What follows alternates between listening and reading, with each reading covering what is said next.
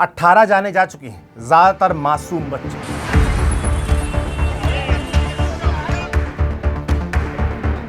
अभी मुझे तुरंत जानकारी मिली है, लखनऊ में एक दुर्घटना हुई है।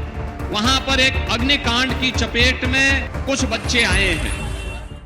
लखनऊ के अलीगंज में सोमवार दोपहर जो हुआ उसने सिर्फ एक इलाके को नहीं, पूरे शहर को हिलाकर रख दिया। उषा मेहता मार्ग पर बनी 3 मंजिला इमारत कुछ ही मिनटों में आग और धुएं की गिरफ्त में आ गई। ऊपर लाइब्रेरी, कोचिंग और एनिमेशन स्टूडियो में मौजूद छात्र और कर्मचारी अंदर फंस गए। सब चीखते पुकारते रहे, अपने माँ बाप को, अपने करीबियों को बुलाते रहे कि बचा लो। नीचे सड़क पर अफरा तफरी मच गई। धुआं इतना घना था कि कुछ ही देर में पूरी बिल्डिंग आग की गिरफ्त में आ गई, जहां से बाहर निकलना आसान नहीं था। कुछ खबरें ऐसी भी हैं कि जो छत थी उसका दरवाजा बंद था, वरना बच्चे वहां से निकलकर कहीं और निकल जाते। जब तक हम फिलहाल ये खबर शूट कर रहे हैं, रिकॉर्ड कर रहे हैं, तब तक 15 से ज़्यादा आंकड़ा बढ़कर 18 से 20 तक पहुंच चुका है, जिसमें ज़्यादातर स्टूडेंट्स बताए जा रहे हैं। कई लोग घायल हैं, कई परिवार अभी भी सदमे में हैं।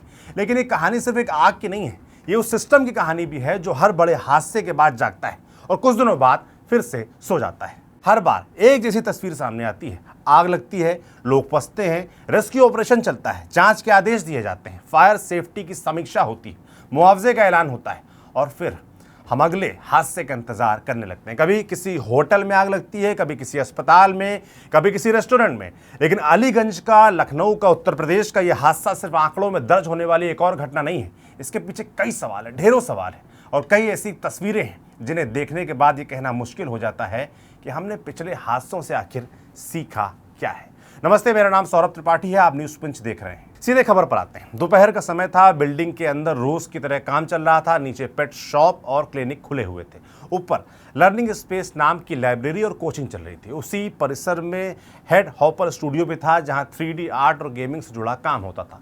छात्र पढ़ रहे थे, कर्मचारी अपने काम में लगे थे। किसी को अंदाजा नहीं था कि कुछ ही मिनट बाद सब कुछ बदलने वाला है। आग कैसे लगी, इसे लेकर अलग अलग दावे सामने आ रहे हैं। मीडिया रिपोर्ट्स के मुताबिक पेट शॉप में काम करने वाले एक कर्मचारी ने कहा कि बिजली के खंभे में शॉर्ट सर्किट हुआ और वहीं से आग ऊपर की तरफ फैल गई।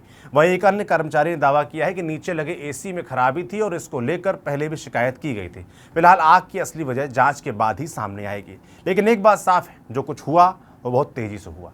पहले धुआं उठा, फिर आग बढ़ी, फिर लोगों को समझ आया कि मामला गंभीर है, लेकिन तब तक बहुत देर हो चुकी थी। ऊपर मौजूद लोगों को समझ नहीं आया कि बाहर कैसे निकला जाए। कुछ छात्रों ने खुद को वॉशरूम में बंद कर लिया, उन्हें लगा शायद वहां धुएं से बच सकेंगे।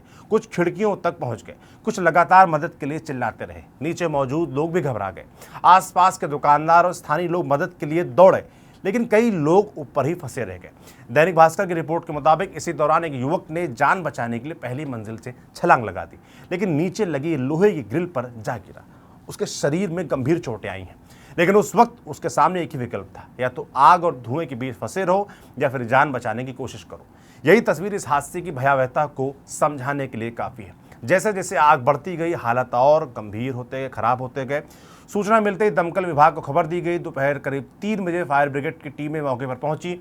इसके बाद एक दो नहीं बल्कि 14 फायर टेंडर लगाए गए। एक हाइड्रोलिक प्लेटफॉर्म भी मौके पर पहुंचा। आसपास के इलाका खाली कराया गया। पुलिस प्रशासन और मेडिकल टीमें अलर्ट पर आ गई। लेकिन सबसे बड़ी चुनौती आग नहीं थी, सबसे बड़ी चुनौती धुआं था। धुआं इतना ज़्यादा था कि फायर कर्मियों को अंदर पहुंचने में भारी दिक्कत हो रही थी। कई जगह कुछ फीट दूर तक देखना भी मुश्किल था। ऐसे में राहत बचाव अभियान और मुश्किल हो गया। आखिरकार फायर टीम ने बिल्डिंग के पीछे की दीवार तोड़ने का फैसला किया।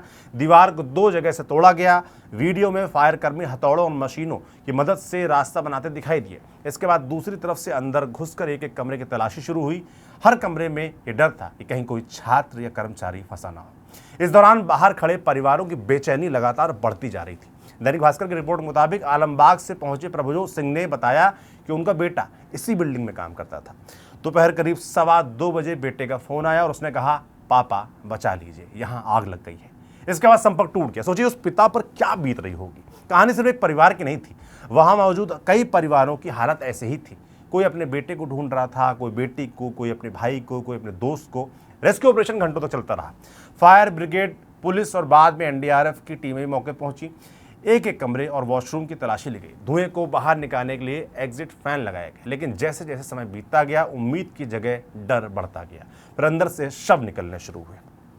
यहीं से यह हादसा एक त्रासदी में बदल गया। मौके पर पहुंचे अधिकारियों ने बताया कि कई लोगों को सुरक्षित बाहर निकाला गया, घायलों को अस्पताल भेजा गया। डिप्टी सीएम ब्रजेश पाठक ने कहा कि कई बच्चों को रेस्क्यू किया गया है और पूरे मामले की उच्च स्तरीय जांच करवाई जाएगी। मुख्यमंत्री योगी आदित्यनाथ ने घटना का संज्ञान लिया और अधिकारियों को राहत बचाव कार्य तेज करने के निर्देश दिए। घायलों के इलाज की व्यवस्था करने को कहा गया है। प्रधानमंत्री नरेंद्र मोदी ने भी घटना पर दुख जताया है और मृतकों के परिवारों तथा घायलों के लिए आर्थिक सहायता की घोषणा की। लेकिन हादसे के बीच सबसे बड़ा सवाल कि ये हुआ कैसे, और उससे भी बड़ा सवाल आखिर इसे रोका क्यों नहीं जा सका। जिस बिल्डिंग में रोज इतने छात्र आते थे वहां फायर सेफ्टी के क्या इंतजाम थे? क्या फायर अलार्म काम कर रहे थे? क्या इमरजेंसी एग्जिट था भी? क्या कभी ये चेक भी किया गया था कि वहां एक समय में कितने लोग मौजूद रहते हैं? क्या फायर एनओसी की नियमित जांच हुई थी? अगर हुई थी तो फिर लोगों को जान बचाने के लिए खिड़कियों तक से क्यों कूदना पड़ा, क्यों भागना पड़ा, क्यों वॉशरूम में जाकर खुद को बंद करना पड़ा? यही सवाल इसलिए भी बड़ा है क्योंकि ये पहली घटना नहीं है। दिल्ली के मालवीय नगर में हाल ही में हुई भीषण आग ने पूरे देश को झकझोर दिया था। वहां भी कई जानें गई थी, वहां भी सुरक्षा पर सवाल उठे थे, वहां भी जांच बैठी थी, वहां भी कार्रवाई के वादे हुए थे। अप्रैल 2026 में लखनऊ के विकास नगर इलाके में ही आग लगी थी जिसमें करीब 300 घरों को राख कर दिया था। हजारों लोग बेघर हो गए थे, सिलेंडर फटे थे, लोगों की जिंदगी भर की जमा पूंजी खत्म हो गई। तब भी कहा गया था कि फायर सेफ्टी पर ध्यान दिया जाएगा, तब भी समीक्षा हुई थी, तब भी वादे हुए थे। लेकिन क्या बदला?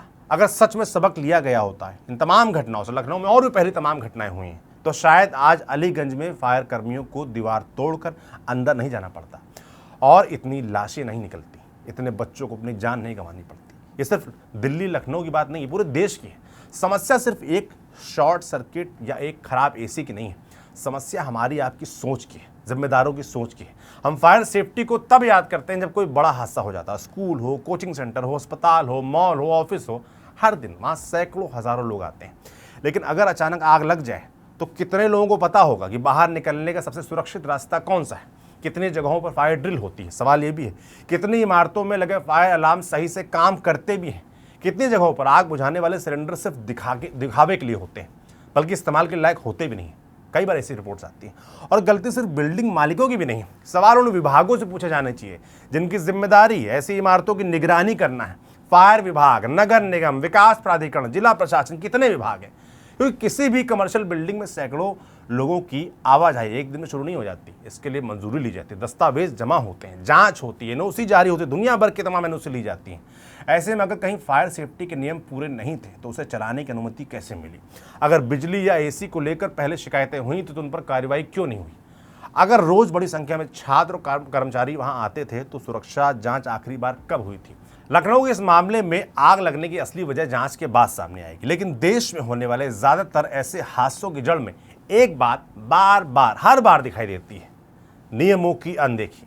फायर सेफ्टी को कागजी औपचारिकता समझ लेना, इमरजेंसी एग्जिट का बंद होना, बिजली के सिस्टम की समय पर जांच ना होना और क्षमता से ज्यादा लोगों का एक ही बिल्डिंग में मौजूद होना। हर हादसे के बाद यही सवाल उठते हैं और हर हादसे के बाद इन्हीं सवालों के जवाब कहीं फाइलों में दबा दिए जाते हैं। सबसे हैरानी की बात यह है कि फायर सर्विस को मजबूत बनाने के लिए सरकारें लगातार बजट भी दे रही हैं।